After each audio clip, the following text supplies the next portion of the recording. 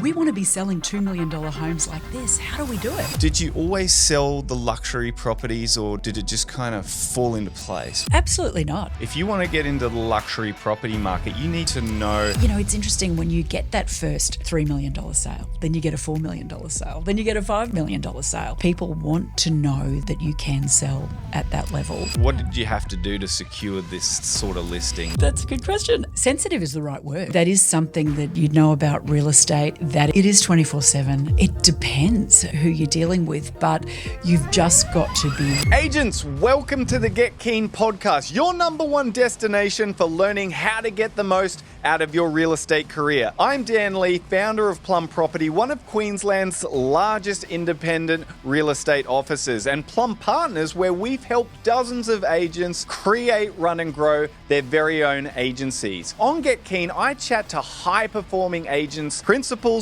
and agency owners, so you have the tools, strategies and insights to grow your business and live the best life for yourself and your family. Now let's get keen.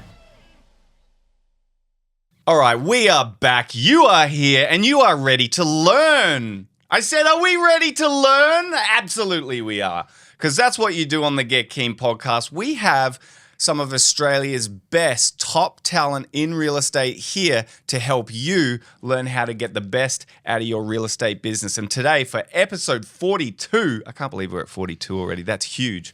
But we have a huge star on the western side of Brisbane. She works for Place West, who, if you know Place, massive company, many superstar agents, and the office that this lady works in, there are some real superstars there that have been doing real estate for a long time.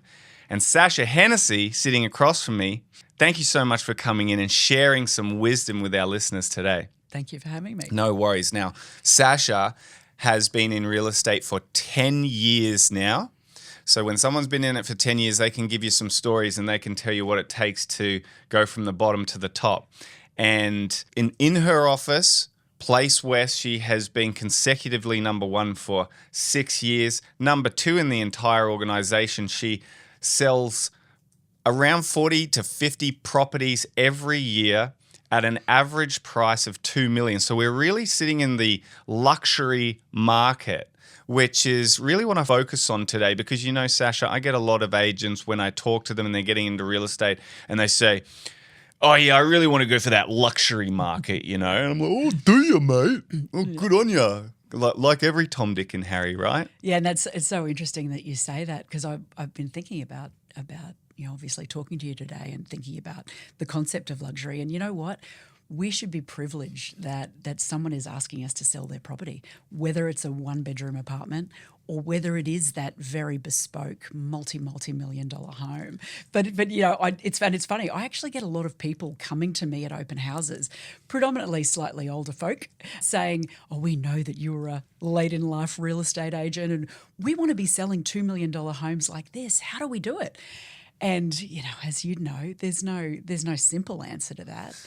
There's no simple answer. There's no silver bullet. But I guess there's probably some strategy over a long period of time and things that you can do to your profile and the way that you work a certain market to attract more sellers to want to talk to you. So I'd love to dive into that today. I mean, you as an agent, you're obviously extremely hardworking. You have to be if you're doing that sort of level of business. Yeah. But what do you think your biggest strengths are as an agent to be able to work this market? It's a really good question. And I think it's a little bit of everything. I think as an agent, you are a product of all the experiences you've previously had in life.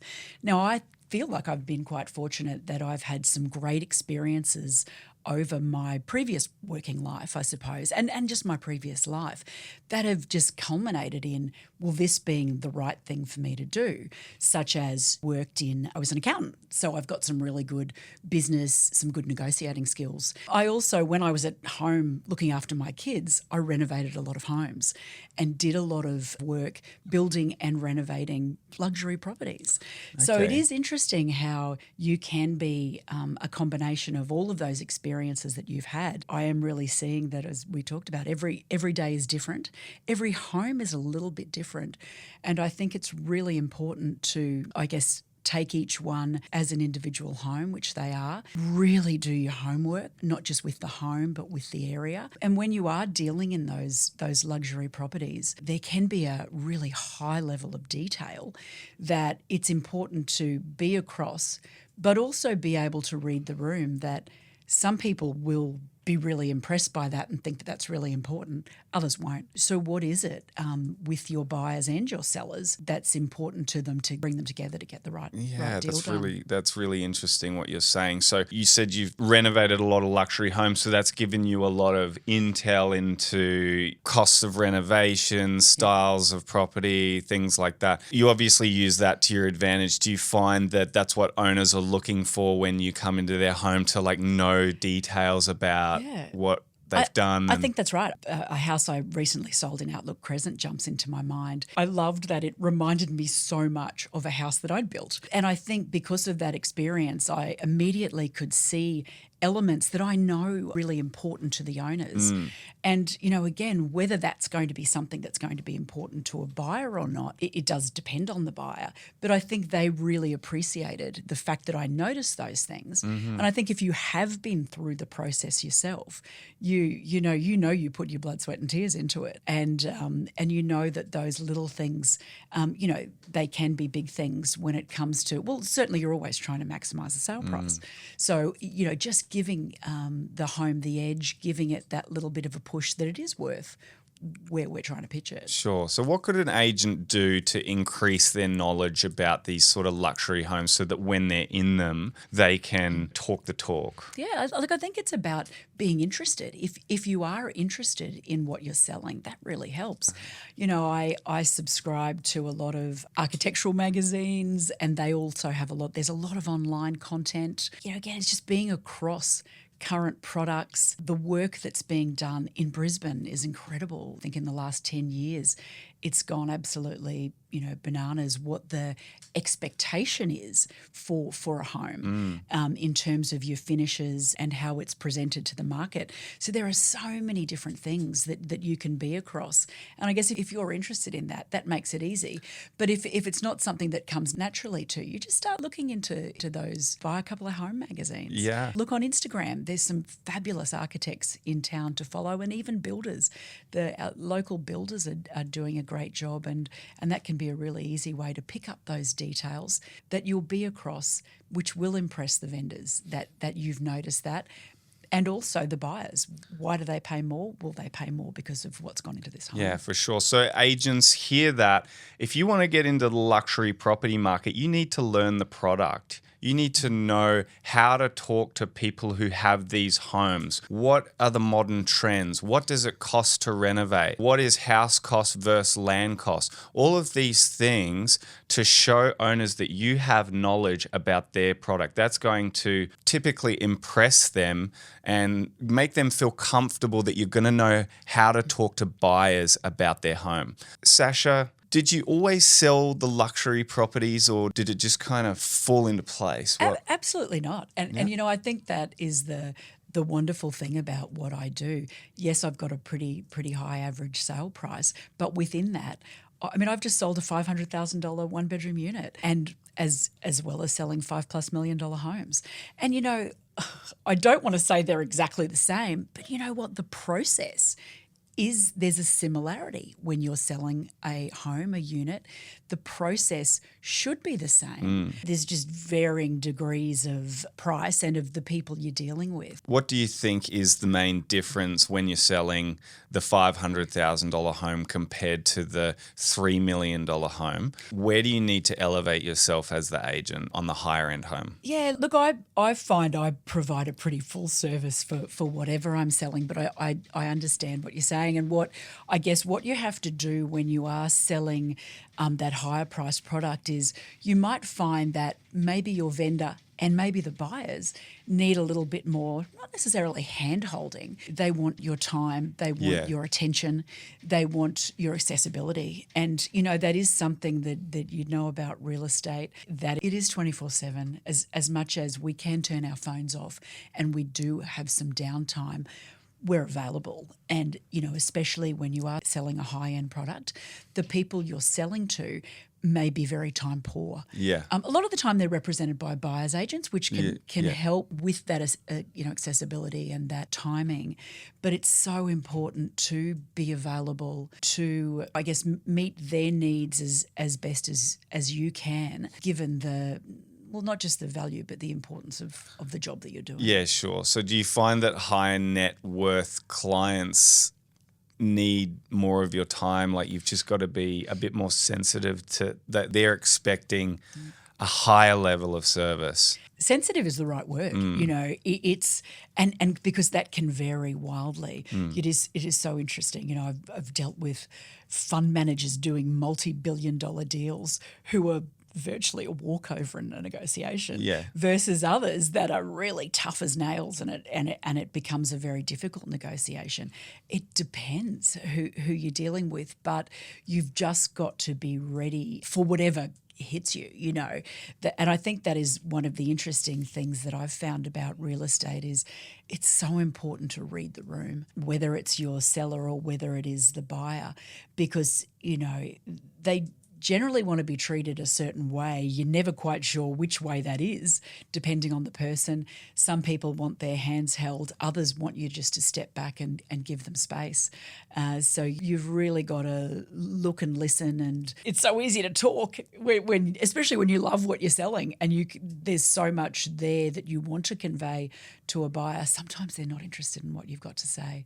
They just want to make their way through the home. And by allowing them to do that, that will give them a better feeling, make the whole process a more pleasurable and better experience for them. Okay. So going back to the beginning of your career when you first started, were you getting luxury property? I love it when I say luxury in Brisbane. People in Sydney listening to us with your average sale price of $2 million, you'd get a one-bedroom crack den in Mount Druitt down there. But luxury in Brisbane, $2 million plus. When you started, did you get a few of those off the bat, or did you typically start with lower price range and over time your average increased? Yeah, exactly. And yet I feel very fortunate that when I started, I knew I had a lot of contacts, a lot of friends, a lot of family that saw that I was really serious about what I was doing very quickly. Of course, my first couple of listings were joint listings. Who's going to give me anything to sell when you haven't sold anything?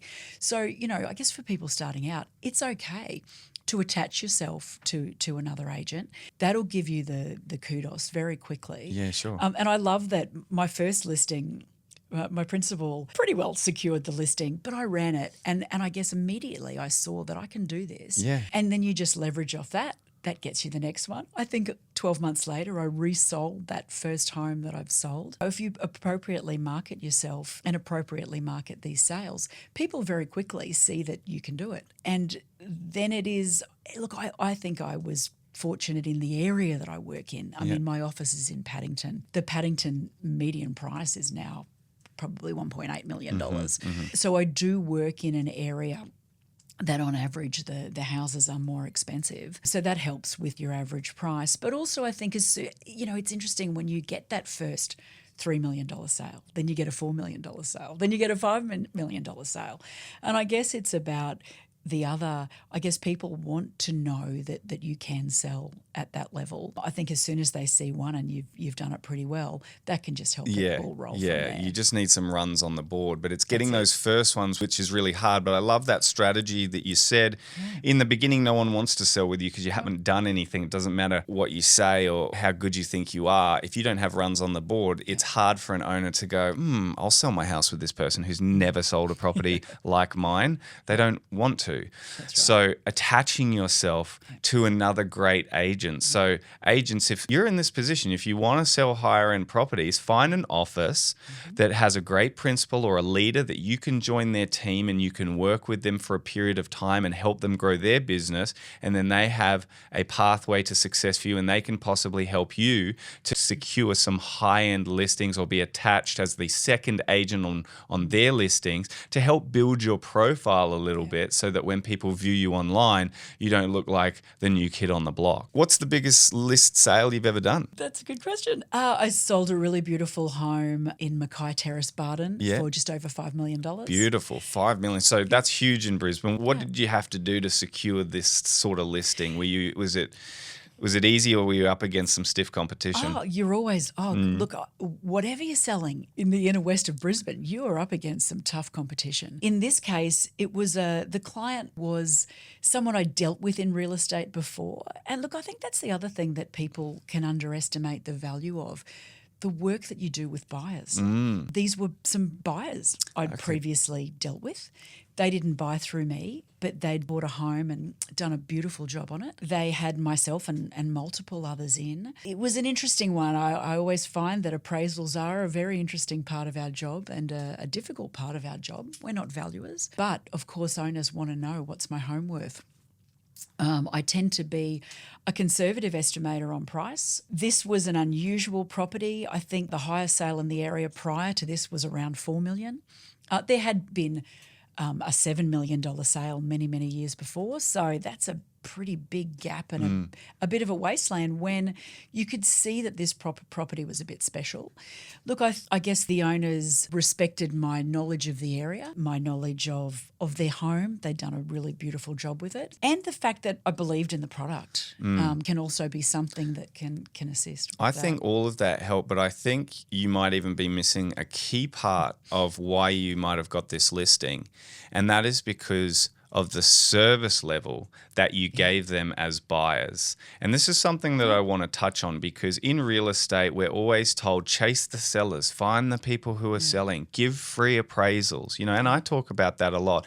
And very rarely do people talk about exceptional buyer work, which if you want to get into the luxury property market, let me tell you, you are being interviewed when the buyers are looking for the properties to buy. Many of those buyers have properties to sell. And if you drop the ball, your level of service when they're at the open home, or the callback services lacking in professionalism, you're going to lose the opportunity to ever get through the door with those people.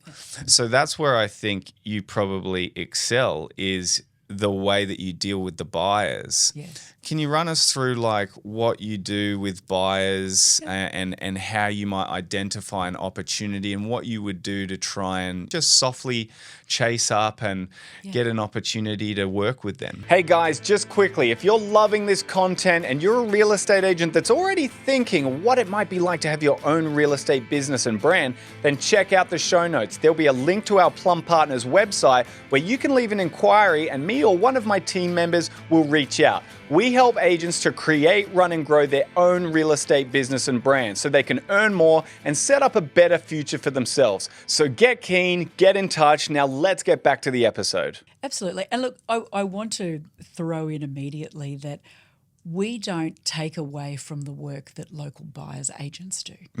There are a lot of really excellent buyers agents in Brisbane that work really hard. I work with a lot of them. They provide an awesome service to their clients. I guess what I love about the buyer work that I do, I mean, let's face it, there's only so much in a day you can do with your listings and do with your sellers. So I figure, well, what do my sellers need? My sellers need a buyer.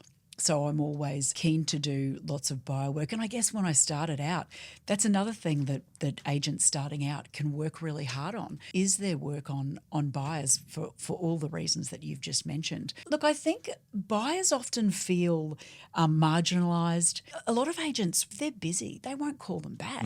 We're getting bombarded by buyers. The data that we get on a daily basis is insane.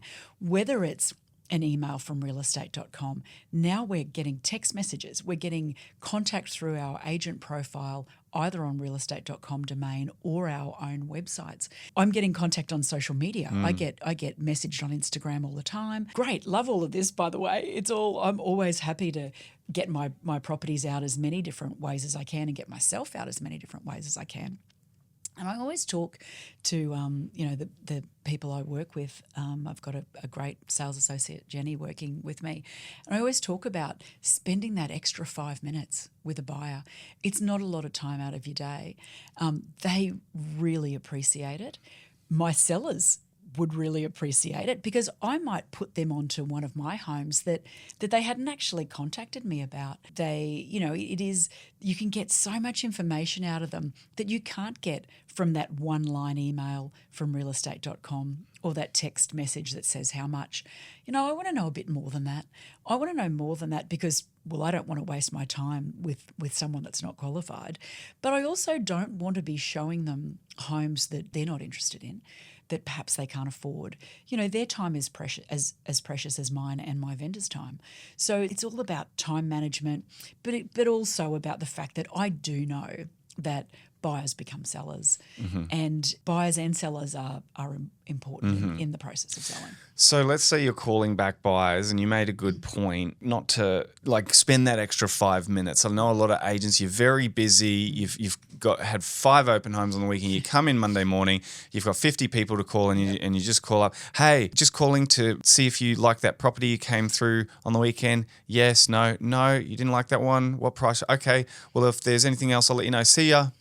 And there's no attempt to even ask a couple of extra questions to open them up and see is there any other information I could help you. What other properties did you look at? Questions like this just to get a conversation going, find out a little bit more, build some rapport, some trust, and then opportunities arise from that. What other questions would you ask when you're on the phone to a buyer? You've nailed it in terms of, what else are you looking at? And I even ask has there been anything that's come close to what you're chasing? Because there could just be one element about that home that makes me think about either something I've got on market but in a slightly different area, or that I know I've got coming to market that might get them excited and get them coming through that. Even little things like, where do you need to be? Where do the kids go to school? Where do you like to have coffee? Just any of those sorts of things paint a picture of where they might like to live. But you also can't limit yourself to that, because I actually have a spreadsheet that I track what buyers have told me and then where they end up buying. Okay. And that's an interesting one in terms of, look, most of the time I find I can establish a pretty good relationship with buyers. They're pretty honest with you. But it is amazing sometimes how briefs change as they're going along on their journey and through their process. And I will always encourage them to contact me if their brief changes, because that can open up a whole new world of listings for them. How do you manage all the buyers? Because I think a struggle a lot of agents have is we have a lot of buyers, right? You list a property, you've only got one property, there's one vendor, but there's 30 to 50 buyers you might meet during this campaign. And every buyer that comes along is supposedly a buyer. Who do you work with? You can't work with them all, right? How do you identify which of these buyers I'm going to spend more time on? And then what would you do in terms of follow-up? Because I know so many agents, they actually want to, and they'll say, have a good conversation. And the buyer will say, yeah, well, if you have anything similar, let me know. And the agent will go, yeah, I absolutely will. And they probably intend to, but they hang up the phone. Life gets busy, they are doing something else, and they never call the buyer back for months. And then they'll call months back, I've got a note in here, I should call this buyer back. The buyer's already bought ages ago. They never helped them any further. They've lost any. How do you manage that? We can all do better at managing that. We have these incredible databases that have got so much capability that I think most of the time we use 50% of. I think it comes down to process. It's about getting that, there being a process when you list a property. And part of my process when I list and sell a property is, well, certainly when I list a property, I go to what I think are equivalent properties, whether it's by price, whether it's by location, whether it's by specs. I go through my database of buyers for that. My first pass might be reading my notes, because when we do callbacks, we put notes in the system. You have to know who to prioritise or not. I do like to go through, hey, we've just listed this. That's a really good and easy touch point. There are buyers I will call. There are buyers I might just send a bulk text out to. One easy way to, I guess, prioritise your buyers, for want of a better word, is which of them have made offers? If they've made offers, they are active and they're in your hot buyer list. Yeah, that's a great question. So one of the questions you can ask a buyer to Yeah. find out whether or not it's a buyer you want to spend time with is, have you made an offer on any other property? Yeah. Because if they say, oh, no, I haven't, and then you ask, well, how long have you been looking for? 12 months. Do you really want to spend every week calling this buyer who's looked for 12 months and hasn't made an offer on anything? That's probably someone that's never going to make an offer on anything. But that's where my friends, the buyer's agents, will get a little referral. Yes. Because you can see that those buyers need help. They need help. Yeah, they do. They do. Tell us about your prospecting, because every agent that's successful is great at prospecting. We all know that that's really the silver bullet, is just get good at prospecting, find out what works in your market and do a lot of it. What do you do a lot of now to bring opportunities into the team? Another one that we could all do better. There's my head. I remember I think it was my first year in real estate when it sort of first clicked. The number of opportunities that are out there on a daily basis, and my head started spinning. It still does. I still drive around the neighbourhood and my head spins at the opportunities out there. You've just got to do a bit of everything. I'd love to say I don't door knock. I do. I still door knock. I love a good door knock. It's and I think people are a little shocked when you've been in the game a while and you're knocking at their door. I guess there are so many things you can do, whether it is door knocking, whether it's that extra 5 minutes. I spend an extra 5 minutes at my coffee shop every morning. I am very careful never to be the person to raise the real estate conversation. Sure. I don't want to be a bore. Yeah. My family think I'm a bore. But it's amazing how if you have got even a little bit of a profile, if you've got the odd for sale sign out and about, people will say, hey, how's the market? What's going on? It's such an easy conversation starter for them. It's a great way to prospect, because you are putting yourself out there, and those people at the coffee shop, I've had a few listings out of that. You've obviously had some great success door knocking. How many would you do, say, a month? How many doors would you knock on a month? And what are you generally saying or asking them? Look, I don't do as many as I used to. I'll be honest in that. But where they're really powerful is, well, when you can see work being done, that's such an easy one. Are you selling? Do you want a price when you're done? Or there's a lot of, I guess, again, when you're doing buyer work, you'll have buyers that are looking for something really specific. Yeah. You might see that specific home. And I guess one of the reasons I don't just go knocking on every single door in a street, it can be quite targeted. And it is a genuine, when you get a door knock or a phone call from me, it's not the standard, we've got a buyer. You know what? We've probably got a buyer for every house in the area. But I am very genuinely knocking on that door, either to give them some information about a sale that's occurred in the area. I love even if they're not selling. It's really important for people to understand the value of their property. And certainly in the last 5-6 years, prices have changed significantly. I love that it's almost a bit of community service, but it's also maybe talking to someone I've never spoken to before. I might have had a buyer ask me to go and knock on someone's door. It's always a soft call. It's not a hard, are you selling? I'm usually going in with some information. Letting them know something, or letting them know if they ever wanted to sell, I do actually have the buyer for them. Okay, cool. So you're quite specific with your targeting, and I like that you see renovations being done or the skip bin out the front. That's a great conversation starter, and quite often they are doing something. So agents, if you're just looking for what homes to door knock, you can drive your farm area and you can start with the ones that have the painting sign up, they've got scaffolding out, or they've got the big skip bins, so they're doing rubbish removal. All of these are signs that something is about to happen. So knock on the door, tell them about a recent sale, ask them what they're up to, see if you can get a foot in the door. Last of all, because we're running out of time and I could talk to you for hours, but I'd love to hear 2 pieces of advice from you, because you've been in the game 10 years and you've obviously gone from zero to being highly successful in that time. What's 2 pieces of advice you could give to agents who are, getting started and they're wanting to get into the luxury market eventually? Two's tricky. I could probably start with Just start with one. Well, you just have to work hard. There really is, as you say. There's no magic pudding. There's no silver bullet. It is, you've got to do everything that you do on a daily basis, and then you've got to come back in tomorrow and do exactly the same thing. Consistency is key. That's a huge one. It's a fantastic point because real estate is so hard, and you get knocked down so much, especially in the beginning, because as we've mentioned, no one knows you. You have no profile. No one's calling your phone. You're doing all the outreach. There's never anyone calling you to say, hey, can you come and talk to me about my home? That doesn't happen for ages until you've got runs on the board. So it's really quite grueling. Yeah. But to show up every day, to believe in yourself, to know that, why can't I do it? Right? If these other people can do it, they're no different to me. Yeah. I can do it. I've just got to do the work, right? Yep, and do it every day, because sometimes you're not going to feel like it, and it's up to you to show up for yourself. No one's going to tell you to. One more. The other thing is, if I think about it, you've got to love what you do.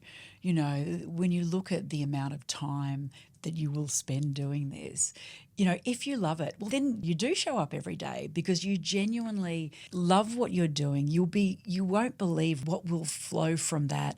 Everyone that you're dealing with will see how infectious that is, and they will buy in as well. Whether it is a buyer or a seller, they will come on that journey with you as well. So love what you're doing or don't do it. Yeah, love what you're doing. And with that, it can be very broad, but when it comes to prospecting, you actually have to fall in love with prospecting, because that is the thing that everyone avoids. Knocking on those doors, calling those people that aren't expecting their call, and doing the things that give rejection. That's what everyone avoids, which is generally why people fail in real estate. So if you can love prospecting, listen to Sacha Hennessy. You will become successful if you stick at it. Sacha, thank you so much. If you want to follow Sacha and see the beautiful properties she's selling and how she markets herself, you can find her on Instagram at Sacha Hennessy. Actually, I might get you to spell that, Sacha. Yeah, so it's at SACHAHENNESSY, like the Scotch. Fantastic. And Facebook, same handle? Oh, I think so. I think it is. Sacha Hennessy, Place West, I think it is. Beautiful. Thank you for tuning into the Get Keen podcast. If today's episode inspired you, please show your support with a 5-star review on Apple Podcasts and Spotify. And make sure you subscribe on your favorite platform too. Don't stop there. Join our community of forward thinkers by connecting with me on social media at Dan_Lee_Plum. I'm looking forward to exploring more strategies and insights with you on your journey to the top. Until next time, keep getting keen.